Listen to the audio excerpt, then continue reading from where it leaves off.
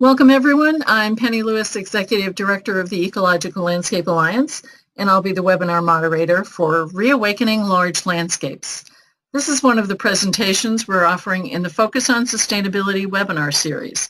This series is developed by a group of organizations known regionally for their quality ecological education. By collaborating on this series, the webinars expand the reach of each of our individual programs. In case you're not familiar with our organizations, they're all nonprofit and largely volunteer groups in the United States.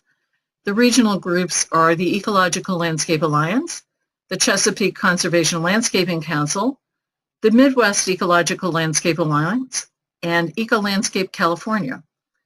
If you have a question for the presenter, you may ask it by typing in the question window at any time during the broadcast, and questions will be addressed at the end of the presentation. And now I'd like to introduce our presenter, Sandy Vorce. Sandy is the property manager at Mass Audubon's Habitat Education Center and Wildlife Sanctuary. Sandy tends everything from gardens to goats and enjoys working with volunteers of all ages and backgrounds while caring for the property and its inhabitants. Sandy is a former ELA board member and now participates with local land trusts and friends groups. Welcome, Sandy. Thank you, Penny, and thank you for the introduction, and thank you, Ecological Landscape Alliance and partners. In particular, Penny, I'd like to thank you for consistently encouraging me to share my experiences. I appreciate it. Tonight, I'm going to share a variety of ideas for reawakening large landscapes. I live and work in eastern Massachusetts, so a lot of the photos will reflect the landscape that I commune with daily, but I invite you to adapt the concepts to activate your own local spaces. Just a little bit more background to inform you where I'm coming from. I work for Mass Audubon, which protects over 36,000 acres of land throughout Massachusetts, saving birds and other wildlife and making nature accessible to all. As Massachusetts' largest nature conservation nonprofit, we welcome more than 500,000 visitors a year to our wildlife sanctuaries and 20 nature centers.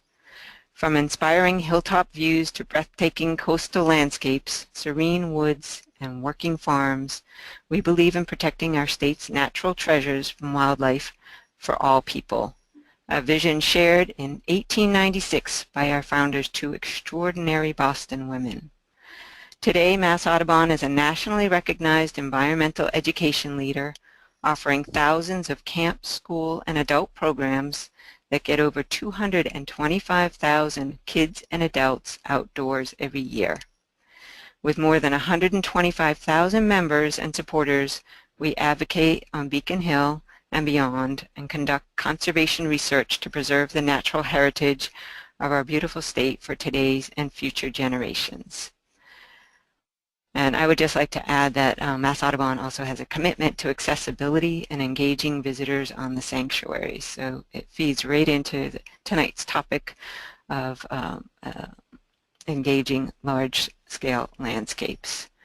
I work at Mass Audubon's Habitat Sanctuary. So while this is a spring photo, this is what I'm seeing outside my window at the moment as the sun goes down. This is a small 90-acre sanctuary in Belmont, Massachusetts, which is near Cambridge, so it's a bit of an urban oasis.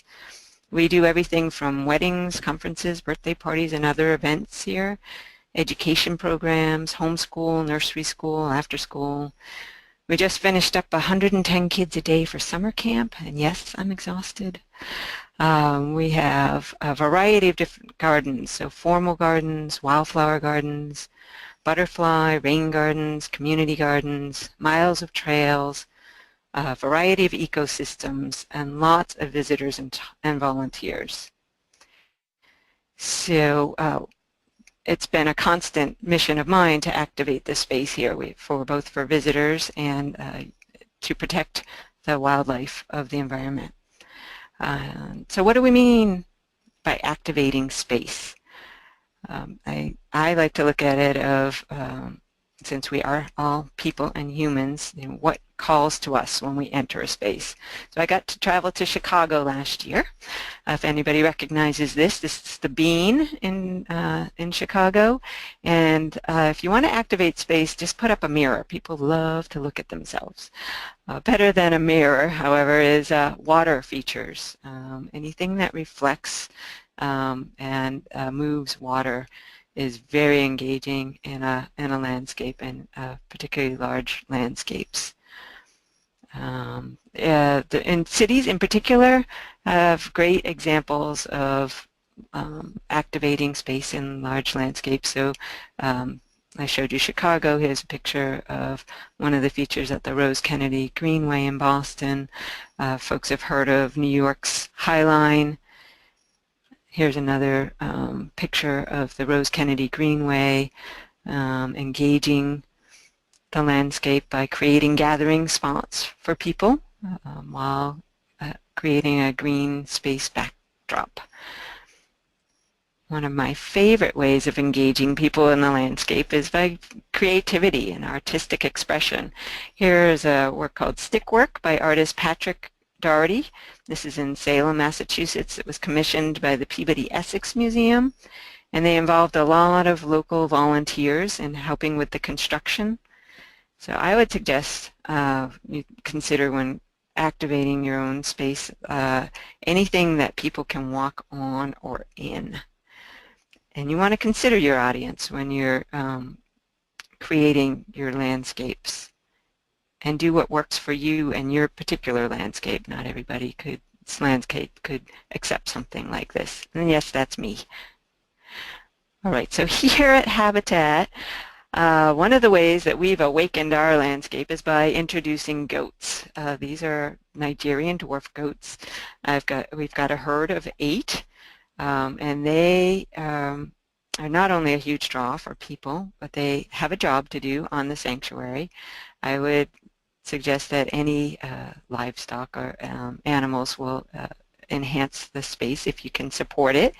These goats are doing a job, and I'm going to just show a few photos of what they do here at Habitat.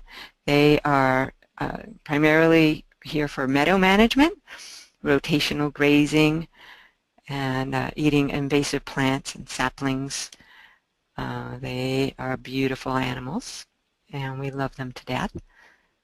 Let's see, you can see them here and eating a variety of things, doing their job. Question that I often get is how many goats does it take to eat down a certain amount of property? And it depends. We've been in a drought year this year, so we haven't had as much for them to eat, so it takes a little longer. But on average, 8 Nigerian dwarf goats would eat through about 1/4 of an acre in 3 to 5 days, depending on exactly how much vegetation is there. Goats I like in particular because they're browsers. They eat high. They eat invasive plants that here in our area would be things like multiflora rose, bittersweet, buckthorn. And while they don't eat black swallowwort, they eat everything around it, so it's very easy for us to manage afterwards. They'll eat saplings, so that if we're trying to keep a meadow space, it'll keep it from reverting to woodland. They eat poison ivy, which, while that's a native plant, is not always welcome in our program spaces where we might have children or other people engaging in education activities. And they don't eat milkweed, so the Save the Monarch folks are encouraged by and accepting of the goats here.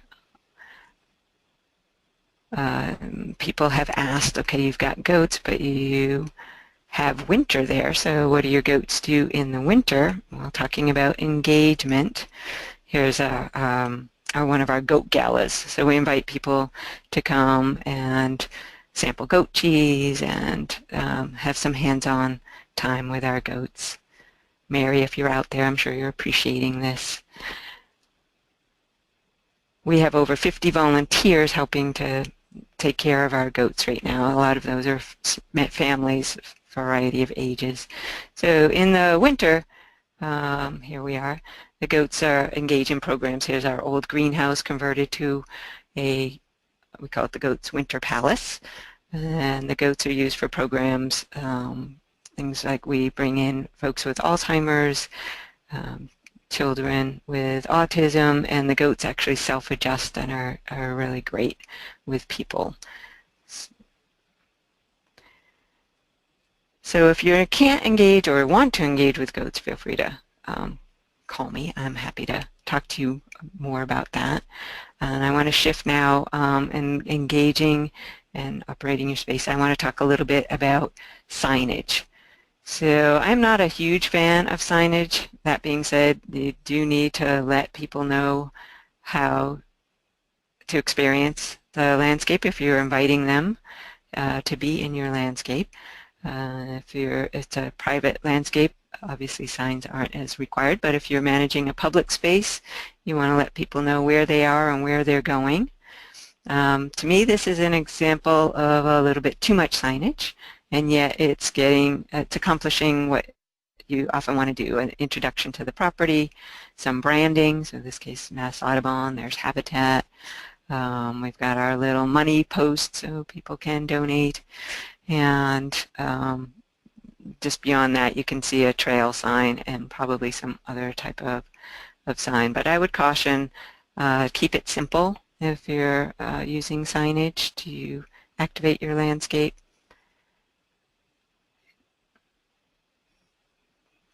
Here's our goats working. My favorite part of this slide is dogs. Please respect the animals and keep your owners on a short leash. And we do have dogs on our property, but they must be on leashes. And so there is no poop fairy. Humor is a great way to engage people, I find. Wayfinding, I mentioned trail signs are important, but keeping them simple. I recently went on 2 different hikes. One, there were a lot of signs. They were wonderful. There were some Braille signs. They offered a lot of cultural history.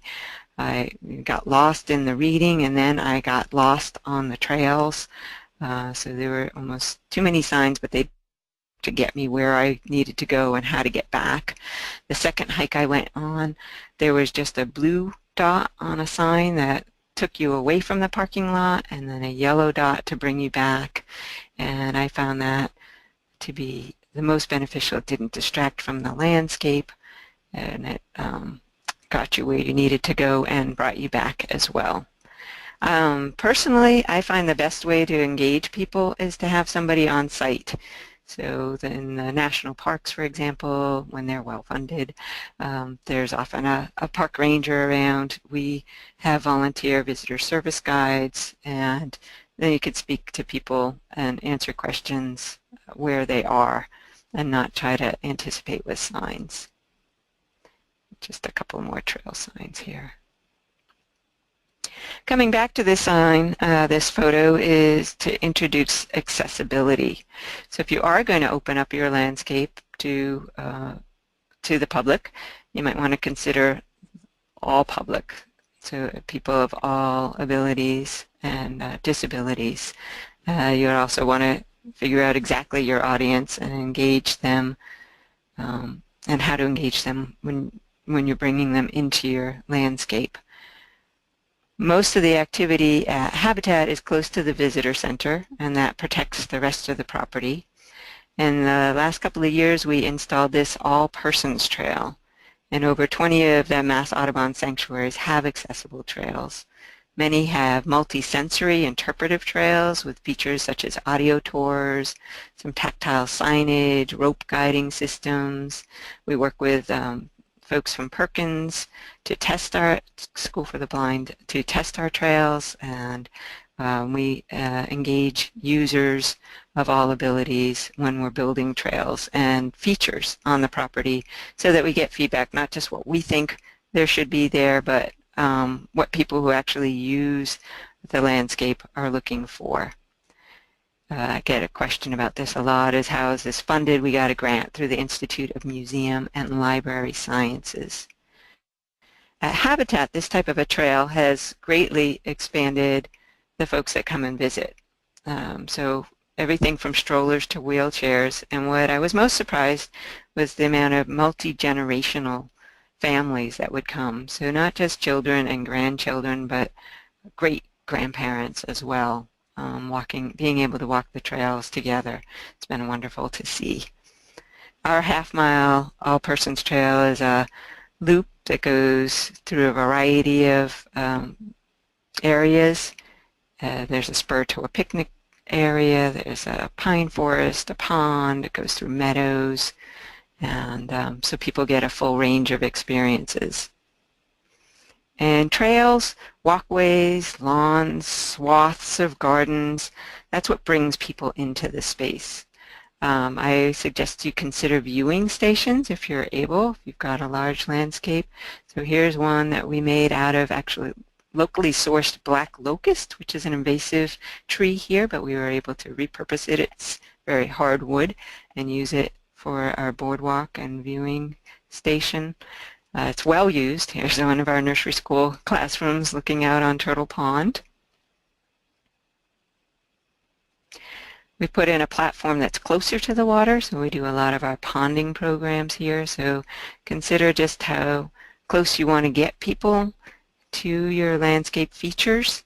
And the best way to do that are defining gathering spots with pullouts, some landscaped edges, natural barriers such as rocks or fallen trees. It helps to keep people in space so you can protect the rest of your space and property. And you want to engage people along the way. Here's an example of some discovery boxes we have out on the property.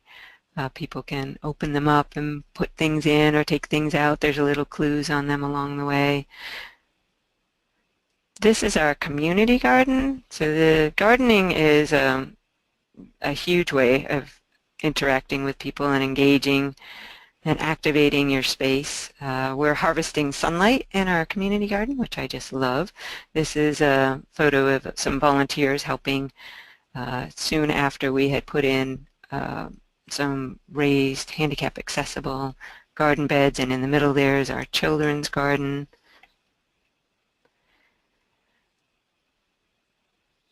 Here's a photo of one of our nature play features.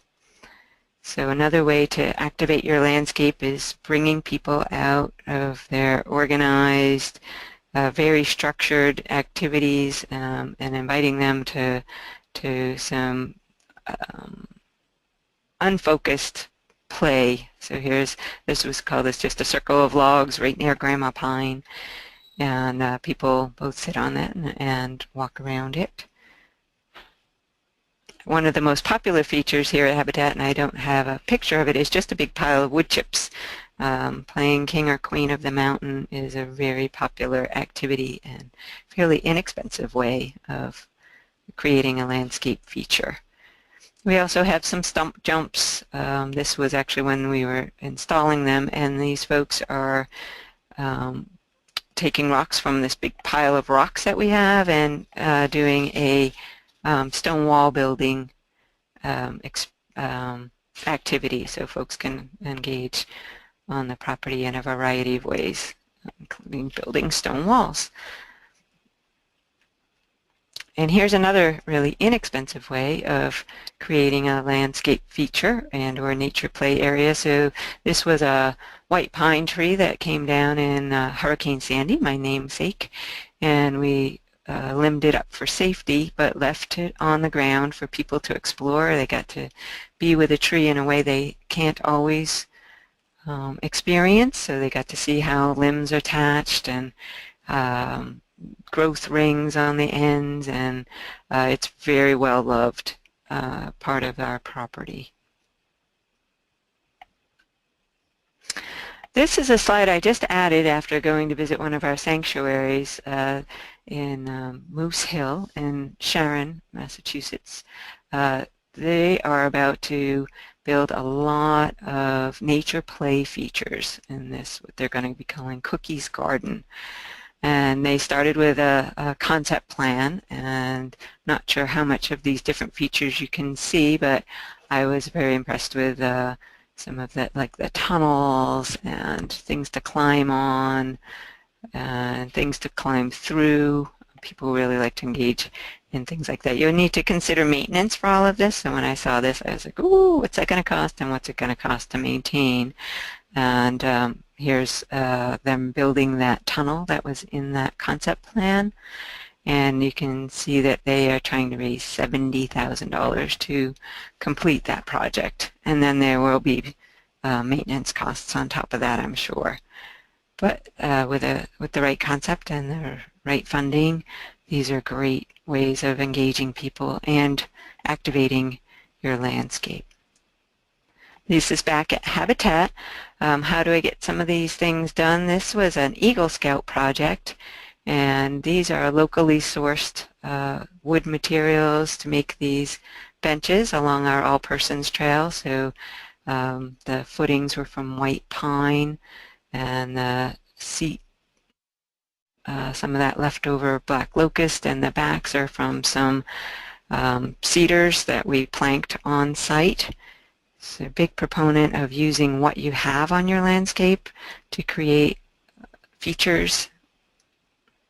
Here's a bench that's not from locally sourced material, but it's made from recycled plastic jugs. So this is a polywood bench, and we are able to now with the All Persons Trail put benches out. This is a memorial bench, so we these are funded for long-term maintenance, and we found that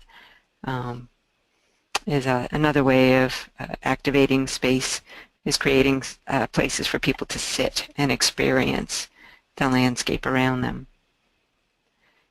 Stone bench can do the same thing and really fits in well with the area around it. Here's some benches in our formal gardens. We call this the nook. And then for all the gardeners and landscapers out there, obviously using plant material is a great way of activating your space.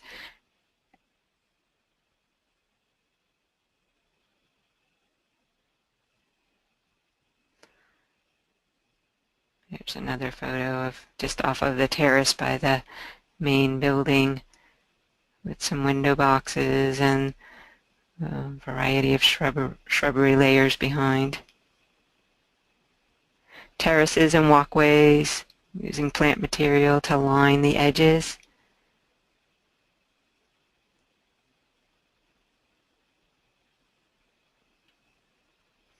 This is back in our community garden. So we have 2 gardens that are maintained by intergenerational volunteer group, so people of all ages. We have a sun garden and a moon garden. The sun garden has hot colors, your yellows and oranges. This is the moon garden, which gets into your purples and blues and cooler colors. Having a bench, having an umbrella, shade space is actually just as important as sunny spaces these days.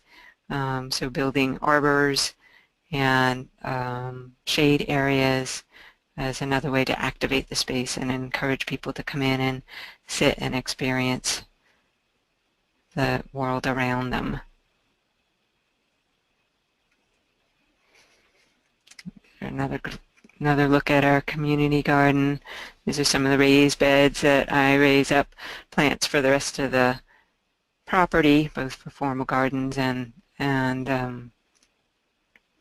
shrubbery and plantings out in the gardens. Another view of the children's garden in the middle there with arbors. This is our one of our accessible beds. So we have one raised bed that you can garden from a wheelchair and another that you can stand and garden from. Many people have signed up for that.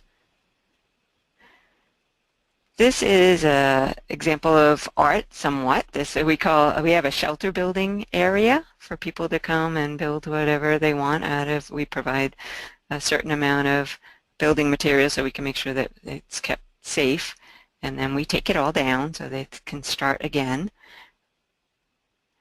Here's some nature art, so you can either provide activities or invite people to create their own space. I love the Andy Goldsworthy approach, where we ask people to go ahead and we designate some spots for some artistic creativity. with the understanding that it is going to be gone the next time they come, and they can start all over again. Other activities that you can do on property or whatever, or on your space, are seasonal things. Here's we tap some maple trees to engage folks in maple sugaring activities. It helps them understand trees and life cycles, as well as having a nice sweet treat. Bird boxes, nest boxes, not only do they provide habitat for birds, this is a swallow, we have a lot of bluebirds on the property, but you can engage folks in citizen science projects. We have 60 bird houses on the property, and we engage people in monitoring through nestwatch.com, and they can enter data, and we get to check out what's in all of these boxes, and it's great fun.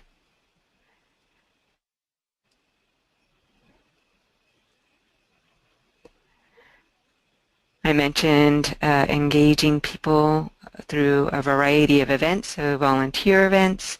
We do events like weddings, that goat gala I mentioned, herb sales, having afternoon teas, and we engage people through volunteerism. So I think these folks were from Google, so they both donated the material and built an arbor for our children's garden.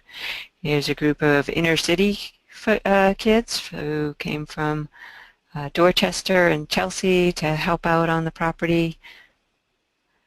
And it never fails that when folks are helping out, they come across something that leads right into our education and engagement, and we never fail to have a wonderful experience while we're working.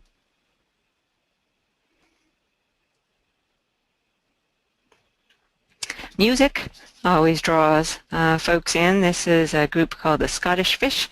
They were performing at the end of one of our fall trails days. So we get 100 people or so that come and volunteer, and they have the benefit of some entertainment as they work.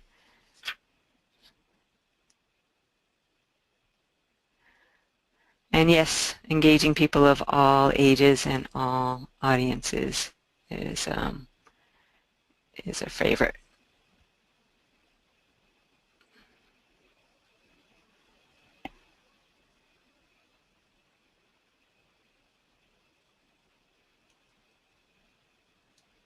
Train 'em young, I say.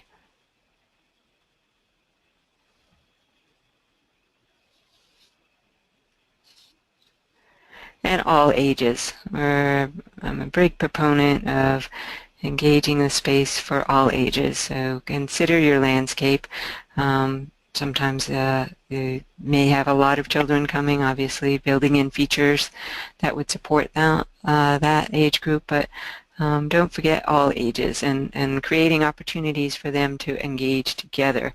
We have a program here called the Habitat Intergenerational Program, I mentioned a minute ago, where all ages work together to take care of the property in a variety of ways. And then those programs also go off-site, so we've created courtyards in area schools and engaged shelters in creating landscapes in their own backyards. We go out to classrooms to engage people where they are, where they live, where they learn, and taking whatever it is that's there and engaging people in that area. Right, so I went through that a lot faster than I expected, and I'm hoping that there will be some questions and we can get into, and I happen to dive into any of those areas in more depth. So Penny, has anybody asked anything at this point? Yes, we have many questions for you. Let's start with a staffing question. How do you start your projects, and are your paid staff always working with the volunteers? How do you how do you go about getting groups of volunteers in? There were several different questions along those lines. Great. I was hoping for this question. So I love working with volunteers, first of all. And in the past year, people put in over 11,000 hours of volunteer time. Now, how's that possible? I work with a lot of large groups, so people come as 50 from a corporate group, for example. We do a Spring Trails Day where we get 200 people that participate, the 100 people in the fall. And so how do I bring them in? I'm fortunate to not actually have to do a lot of recruitment.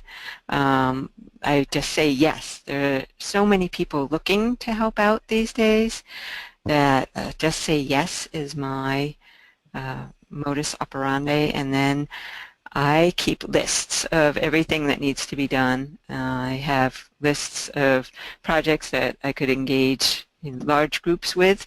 I keep projects particularly for large groups. So if we're going to put wood chips down on our trails, that's definitely a large group activity. I make sure that we have enough supplies for all of that. So we've got a dozen wheelbarrows, 30 shovels, all in a fairly small shed, but enough tools to go around, rakes and spades and trowels, the whole bit. I like to manage volunteers on an ongoing basis through a few different ways. So individual volunteers, there's an application people will fill out. I have never turned away a volunteer, so I've always found something for somebody to do, and I'm also often surprised by the abilities that people bring once they have a chance. And I also, because I only have a limited amount of time, I'm a full-time property manager, so I work 40 hours a week, and I have a couple part-time temporary staff that work seasonally. So I don't have a large staff, and everything else does get done with volunteers. I like to create volunteer drop-in group opportunities. So every Wednesday, for example, from 2:30 to 4:30, we have a intergenerational volunteer group. So people show up, usually anywhere from a dozen to 2 dozen folks of all ages. Used to say 8 to 80, and now we've really expanded that. And I have projects in mind. So like tomorrow, we are going to put down new stone in the goat barn, and those are the folks that are going to fill the wheelbarrows, bring it in, spread it out. Those are great multi-person activities. On Thursday mornings, I have a garden group. That's how we tend the formal gardens in particular, and then if the group gets large enough, we go out into some of the other garden areas so that people know every Thursday morning, 10 to 12, you can show up. I do the training, provide the supplies and tools, and then people get to work. And what happens when you do that over time, yes, there's some upfront time and energy, but you start developing core groups. And there's folks that come back over and over and over, and they become your experts, and they're able to train the next group of volunteers. And it becomes organic, I have found, that these volunteer groups just take on a life of their own. Hopefully that answered a lot of the question. Yes, thank you. There was one sort of side question to that. You mentioned all of the equipment and tools and such that you have to put together. Do you ever have success getting those sorts of tools donated along with the volunteer groups? Yes, almost all of the tools that I have come from donations, either a monetary donation that I use to buy them, or what happens when I keep those lists of projects, I will say that, you know, we need some new goat sheds, and it's good for a group that can not only come to build them, but that can donate the materials and supplies. And a lot of times it's corporate groups that do that. A lot of times the scout groups will also do some fundraising for those types of projects. And then I have also actually been the beneficiary of a woman who writes for a garden magazine and tests products, and we use some of our groups as testers, and then we benefit from getting some of those supplies in return. It's one of those when you never say no, you never know where things are going to come from. But the corporate groups in particular, yeah, are willing to donate. I'm not particularly great at the ask, but although I'm getting better, and I'm finding that groups now are asking, well, can we give a per person donation? And you know, I've gone from $5 per person, $10 per person, $20 per person, and again, that money can be used to buy supplies and equipment. Excellent. Very good. Switching gears a little bit, how do you approach budding property owners about placing bees or goats in your park space? So we did, when we were first bringing goats to habitat, had to go to the town and get the laws changed. So the original laws back in the colonial days, of course, allowed all kinds of livestock, and then they wrote them off the books for a while. Because we're Mass Audubon, we had some credibility.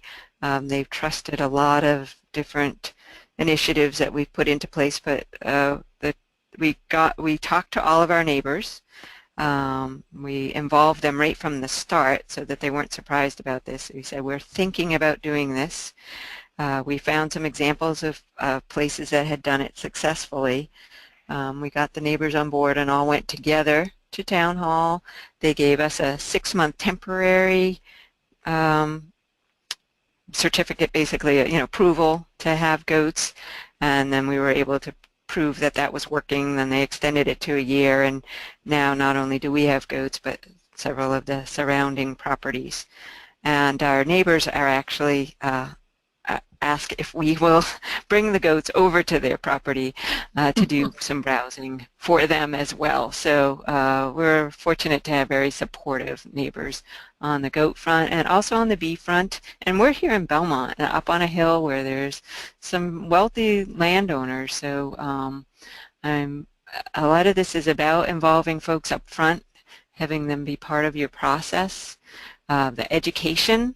So doing education programs, so if you need to change somebody's mind or encourage somebody to accept the concepts you're putting forth, inviting them to hear more is always an approach worth taking. Good. Glad that you're having success with that. Did Audubon have to arrange for special liability insurance before introducing the livestock? As a large nonprofit, we already had some insurance. We did not have to get special insurance for the goats, and we also have beehives here, and we did not have to get that. That may be different from municipality or state to state, but no, we were not required to get additional insurance. Okay. Has there been any cost analysis about the use of the goats versus manual labor for your weed control? In the process of still collecting that information. So we've had the goats, this is their 6th season, so we're able to see that they have been successful in reclaiming and maintaining at least 2 of our meadows. One of our other meadows we've been continuing to maintain with mowing, although we don't do annual mowing anymore. And one of those slides showed my little Kubota tractor, and I had to replace the battery because we haven't used it for so long. So between the goats and volunteers, we're able to do almost everything we need to do and not rely on horsepower. So I have some statistics on that, nothing that I could share right now because it's fairly vague, but we are in the process of quantifying that. There's a couple of local to Massachusetts companies out there, the Goat Gals and the Goatscaping companies that actually rent out their goats and go from property to property, and they've done a much better job of being able to quantify what the goats do in terms of their clearing capabilities. So I suggest checking them out, Goat Gals and Goatscaping. Good, thank you for that resource. Do you organize weed pulling events? And if so, what precautions do you take with your volunteers before they are let out into removing the invasives? All right.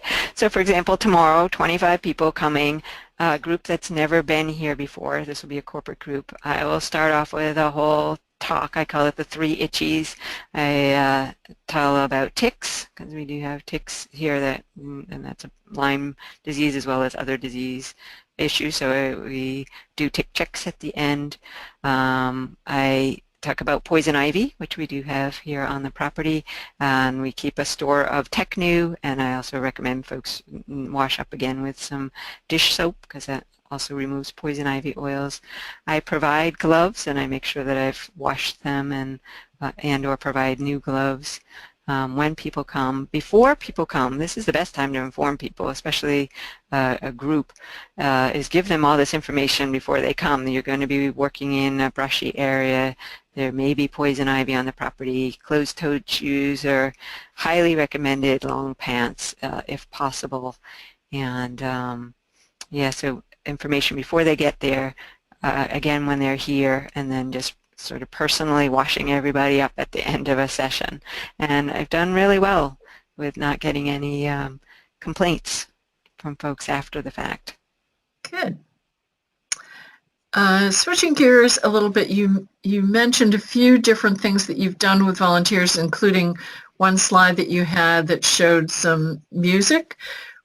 Was this music being played for a volunteer event, is the first question? It was. So this was the Scottish Fish. This was during our Fall Trails Day. So we had 100 people. I get a lot of people to manage projects that day. So 100 people are not all in one place. I'll have at least 5 different projects going on. So it might be overseeding one of our fields that we use for camp and other education programs. Lots of hands down in the community garden, helping both community gardeners who were present at that time with their weeding. We have compost bins that we overturn, sprucing up all those nature play areas, and then some of the weeding and raking. This would have been on one of our volunteer days, and families love to come and know that there's something that their kids can do. And yes, I was able to get donations of those tiny rakes and age-appropriate equipment. And then for food and music, we just put it out to the community. We're doing this event. Would you be able to participate? And folks always show up. So we always have a great variety of home-baked goods and apples on a Fall Trails Day, and then usually some kind of entertainment as well. Good. This is a follow-up to that. Do any sorts of noises, including the music, bother the goats? Do you have to move them out of the area when you're going to have large groups? No, our goats actually, and goats in general, I can't speak for all goats, but goats are highly social. So when we have, like the group tomorrow is actually going to help set up some electric fencing. It's a lot easier to do with a group. Everybody grabs a pole, and then you set up a new area in your meadow, and the goats usually follow right along. We become their herd, and they come right along with us. So the goats love music. We have weddings and events here every weekend from April through October, and the goats love it. We've actually even had some people ask the goats be part of their wedding. So again, I find that everybody loves the goats, and the goats seem to love everybody. Good. You mentioned a few different aspects of signage. This question is, what is the planning and decision-making process before you introduce new educational signage at your site? So it's perfect timing. We're about to install a new interpretive signage. It's a whole new overlay on our All Persons Trail. So we first had created a committee that included people that would use the trail and people that are have never been to our sanctuary, so actual users as well as staff, and create a committee, come up with some scripting, actually walk the trails and the property, and discuss where we think people would be interacting and where we might need some signs. And we go through a variety of iterations of editing. And then there's actually an expert in the marketing department at Mass Audubon who's able to give some input and help us through that process. So not a particular forte of mine, but I have found that engaging people who are actually going to use the space, it helps you define what it is you should include in that space. Okay. And and part of that is coming up with how durable do signs need to be, and what's the cost going to be, and how are we going to go about paying for all that. And that's when you end up reaching out for grant funding and or other donations. As a nonprofit, we don't always have the money for those kinds of initiatives, so those would be campaign oriented to pay for a whole set of branded signage. Good, thank you. You showed some areas where you had various play areas, and this question is, what do you use for mulch under those areas, and what do you do about sourcing good mulch? So I expect to get a call any day. I'll get a phone call and it'll go something like this. Hey Sandy, this is Barrett. We've got some clean chips. You want them? I have an arrangement with some local arborists who have my requirements, is that if they take down a healthy tree within 2 miles of habitat, that they can dump their wood chips here. They'll call me and ask, and they can dump wood chips. So we use wood chips primarily underneath and around our nature play area, and it's kind of a win-win situation because they would normally have to pay to dump those elsewhere. But being clear about what you want so that you don't introduce something into your property that you don't want.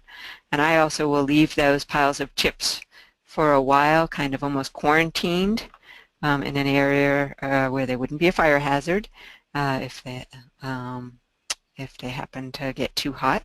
That's never happened, but consideration if you're in within school districts, there's some requirements about mulch piles, and then those are the piles that we use. The volunteers love to spread wood chips. It's just one of those, you can see the start and end in the results of your activities, and then it does decompose, so it's something that is ongoing that we always have to do, so it engages people forever. Excellent.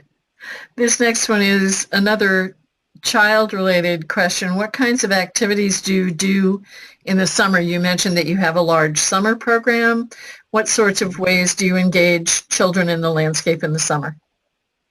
So our summer camp, the 110 kids a day, does a variety of things, from theme-oriented programs like ponding, or visiting the pool, visiting the meadow, visiting the goats, up through all kinds of ecological, nature-oriented. You can learn about birds, you can learn about bees, you can learn about bugs. There's so many ways to slice and dice and engage children through a lot of hands-on activities. So ponding, we've got a lot of nets that people can go down with instruction and supervision and actually dip into our pond and see what's there, and things like magiscopes that you can look at, things under a microscope and see both the macro and micro view. And then I personally, it's great weeding and watering This drought has been good for water brigades, so and I've got tiny little watering cans and variety of colors for people for kids to use, children to use, those little brooms and little rakes, and any kind of water activity. Kids love to play in water, so even filling a trough and having some way of them dumping water in so they could see it spill out, and then making mud pies on the other end. Using pretty simple materials, building things out of sticks, and we encourage them to make fairy houses and fairy creatures, so that you encourage smaller than those larger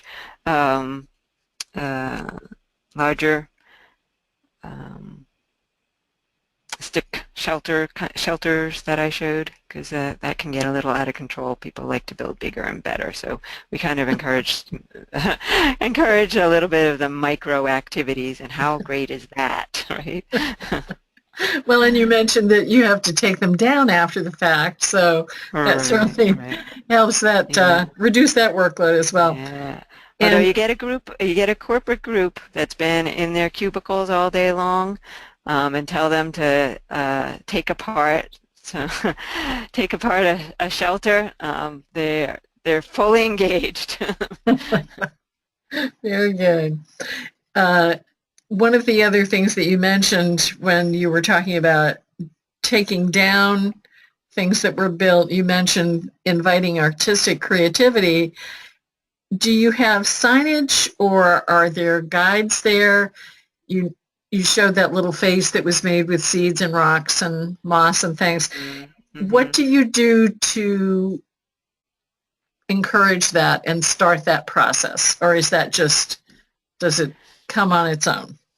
No. So both at our camp and we have a lot of nature programs for kids of all ages, as I mentioned. So we have preschool programs and homeschool programs and after-school programs, and the camp, and we'll do owl prowls at night. And so some of those programs are geared toward artistic endeavors. So a lot of children and visitors learn first from staff how to engage artistically on the property, and so we're guided in that way. And then we do post sort of the whole leave no trace, so not only around garbage, but whatever you do on the sanctuary, we need to return it to its original state. And there are areas that are sort of designated with material already available. I wish I had had a sign, though. For our nature play area, all we have is a sign that says play here. It doesn't take a whole lot of instruction. People kind of figure it out. You got a pile of rocks. It's amazing what people do with a pile of rocks, and a pile of sticks, and a pile of leaves. You don't want to instruct too much, because then it limits that creativity. Sure. Going back to the pond for a minute, your viewing station slide showed that it appeared there was no handrail. Has that worked out for you, and have you had issues or the need to install a handrail? No, we haven't had the need to install a handrail. We have at the bottom is so if somebody was blind or just had sight difficulties, if they had a cane with them, they could hit the edge, so there'd be a block there for them to see. But no, we have had nobody go overboard, and found that that people don't even try. So it has not been an issue for us. Good. The nature play feature that you showed where the tunnel was, I think you said it was another sanctuary. Do you know what the structural support is for the tunnel, and how long is the tunnel? Yeah, I don't have all the details on that. If you go to the Moose Hill sanctuary in Sherburne. On the Mass Audubon website, you can get a little bit more detail out of that. But I've seen tunnels made out of it's those big sewer drains that the cities use, and I've actually been told that you could go to DPWs and find those, and then you can build up the earth around them. I did have my eyes on that, and I'm thinking it was maybe 10 to 15 feet. It wasn't that long, but long enough. Well, it looks very engaging. Yeah, we've used here at Habitat just cattle panel that we bend into an arch, and we plant gourds on the side, so the gourds grow up over the cattle panel and then hang down, so it both creates sort of a wall and then you can harvest later. Those are really easy and not that expensive way of creating sort of that tunnel effect. Fun. That sounds like fun. You mentioned that one of the benches was created by working up wood on site to create the planks. The question is about, did you rent or buy that equipment? It was another volunteer that came that had an attachment for a chainsaw that could plank wood.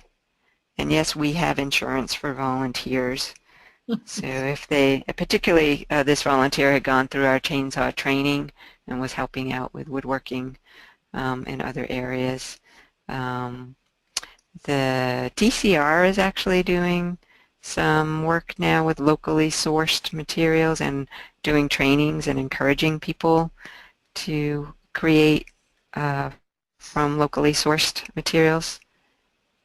In fact, I think they're bringing a group of furniture makers through Habitat just to take pictures of trees in their natural habitat and the way they naturally reach out to get a better idea of how artistically they might make them and locally source wood. Interesting. This next question. I've had a number of folks come that want to harvest. So one of the rules here at Habitat is no harvesting, but I will work with folks that might, they might make us something in exchange for, a coveted piece of material. Sounds like a good exchange. Yeah. This next question goes back to the goats again. Do you actually milk the goats and make the cheese that you were describing serving to some of the volunteers? No, we don't. So I haven't wanted to do the whole Board of Health thing yet. I say yet because we just overwintered those goats for the first time this past year. So we've done this incrementally in terms of having goats. There was actually a woman who owned sheep who owned the goats to start, and so she took care of them and everything and pretty much paid for everything. That was a real win-win in exchange for having her sheep and being able to train her sheep herding dogs. And then she moved up to a sheep farm and overwintered our goats for a while, but now we've taken them on. So I'm thinking the next step may be getting towards a little bit of breeding and milking, but we haven't wanted to go that route. So Whole Foods came and donated goat cheese. Yeah, you do get good at reaching out to the community to support these kinds of events and activities. Nice, very nice. The next question goes back to the black locust bench that you mentioned. Where did you source the black locust, or was that something you had on site? So that for the bench we had left over from that boardwalk that we built, and it was sourced, I don't want to misquote it. We worked with a contractor, Peter Jensen, who does a lot of trail building, and he sourced that black locust. So it wasn't right here at Habitat, but it was within our region. So somebody wants to email me, I'm happy to talk more about that. I just don't want to misquote on that. Okay. We just have time for a couple more questions, and that is a good segue. You mentioned emailing you. You're going to share your email information and allow attendees to contact you after? Yes, so there it is on my last slide there, svorce@massaudubon.org. Email is probably the best first way to contact me, and then I'm happy to have phone call conversations as well. All right. And we have just, we'll take just these last two questions since we are running out of time. This one is about the solar panels. What was the research? Who was responsible for the research that went into deciding what you did for the solar panels in your community garden? Right. So Mass Audubon has had a mission of creating more energy than we use, and they met that goal actually early, a few years ago. And so there are solar panels in many of the sanctuaries. So we generate more electricity than we use. We had to go locally here in Belmont, and we were the first place to have solar in Belmont. So we had to, that was actually more of a process than the goats here at our sanctuary. But we worked with a company. It was Solar Bug at the time. I think they've changed their name now. And our director, Roger Rubel, did a lot of the research on that. That is not a super efficient panel at this point because the times have changed. We installed that, I want to say 5, 6, 7 years ago. It's been up for a while, so these days you can get something a lot less expensive than what we originally did, but we wanted to be a demonstration of what was possible. And that particular panel generates about 1/3 of what we use here at Habitat. And we've got a 27-room visitor center that has a lot of offices, a caretaker, we rent out space, and we do all those weddings and things. So we use a fair amount, but we try to offset. Overall, with our carbon footprint, we collect rainwater off the roofs. That's what we use to water the gardens, except this year when we dried up, and so we're using well water. So lots of conservation practices in play here at the sanctuary. Very good.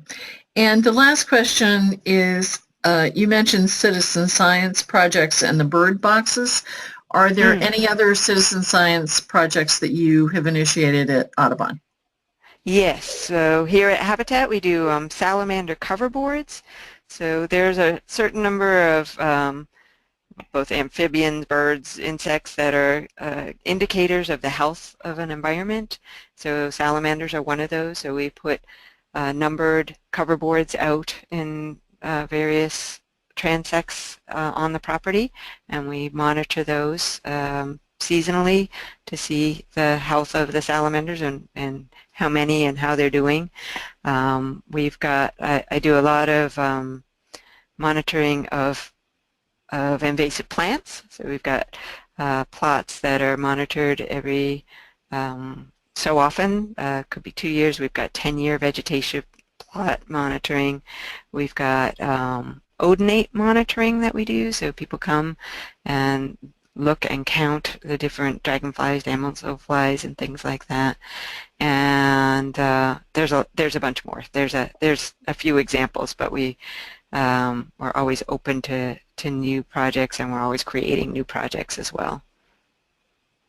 Part of that is because Mass Audubon, the initiatives that we support and undertake are based on science. So citizen science is a great way to engage the community and also get a lot of data that you can't get from just the little bit of staff that we have. And that's what we use to inform all our decisions. Excellent. Well, thank you, Sandy, for all of these inspiring and wonderful ideas for engaging visitors to our large landscapes. Your descriptions and certainly all of those beautiful photographs have been great incentive to us all.